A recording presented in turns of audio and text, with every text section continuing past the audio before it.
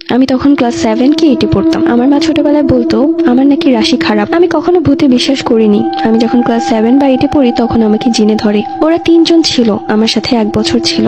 আমার বাবা না আসা পর্যন্ত ভালোই ছিলাম। যখন আমার বাবা বিদেশ থেকে ছুটি নিয়ে আসে তখন থেকেই শুরু হয় জিনের আসর। আমাকে যখন জিন ধরে তখন থেকেই আমি ছেলে মানুষকে দু চোখে সহ্য করতে পারতাম না। আমি সব সময় বাসায় অশান্তি করতাম, পাগলের মতো রাস্তায় রাস্তায় ঘুরতাম, দৌড়ে পালাতাম। একদিন আমাকে রেস্টুরেন্টে খেতে নিয়ে গিয়েছিল। আমি সেখান থেকে প্রথমবারের মতো পালিয়ে যাই। আমার মা আমার দুলাভাইকে ফোন দিয়ে সব বলে। এরপর এক প্রকার জোর জবরদস্তি করে আমাকে বাড়িতে আনা হয়। দ্বিতীয়বার আমি আমার দাদা বাড়ি থেকে পালাই, সেখানেও আমাকে ধরে নিয়ে আসা হয়। তৃতীয়বার আমি আমার আন্টির বাসা থেকে পালাই। আমার দুলাভাই আর খালাতো ভাই আবারও আমাকে ধরে নিয়ে আসে। সবাই ভাবতো আমি পাগল হয়ে গেছি। আমাকে ডাক্তার দেখানো হলো, কিন্তু রিপোর্ট স্বাভাবিক, আমার কোনো সমস্যা নেই। এরপর আমার মা এক জিন হুজুরের খোঁজ পায়। জিন হুজুর এসে আমার ভেতরে থাকা জিনদের হাজির করে। জিনদের জিজ্ঞেস করে তোরা কেন ওকে ধরেছিস, তোরা কতজন, কতদিন থেকে আছিস ওর সাথে। ওরা বলে ওরা 3 জন, 1 বছর থেকে আমার সাথে ছিল। ওরা নাকি আমাকে ভালোবাসে, আমাকে বিয়ে করবে, আমাকে নিয়ে যাবে। জিন হুজুর বলে কোথা থেকে নিয়ে যাবি? তখন জিন বলে বাড়ি থেকে নিয়ে যাবে। এরপর জিন হুজুর ওদেরকে বোতলবন্দি করে এবং বাড়ি বন্ধ করার জিনিস দিয়ে যায়। ওনার কথা মতো সব করা হয়, কিন্তু জিন হুজুর বের হওয়ার সাথে সাথে আরেক দল জিন ঢুকে পড়ে।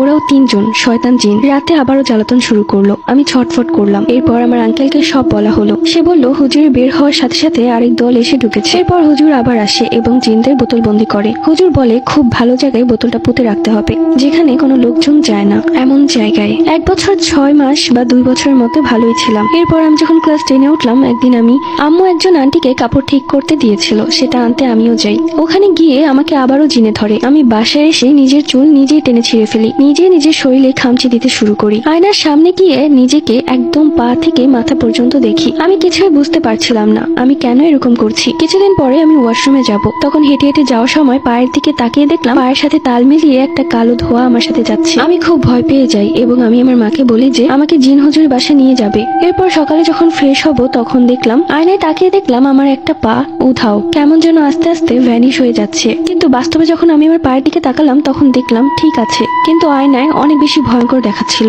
এরপর রেডি হয়ে জিন হুজুরের বাসায় যাই এবং তাকে সবকিছু খুলে বলি। শুধু তাই নয়, ফজরের আগে বা শেষ রাতে উঠে কোনো কারণ ছাড়াই কান্না করতাম, ঘুমাতে পারতাম না। এরপর হুজুর বাড়ি বন্ধ করে দেয়। এখনো মাঝে মাঝে ভয়ঙ্কর স্বপ্ন দেখি।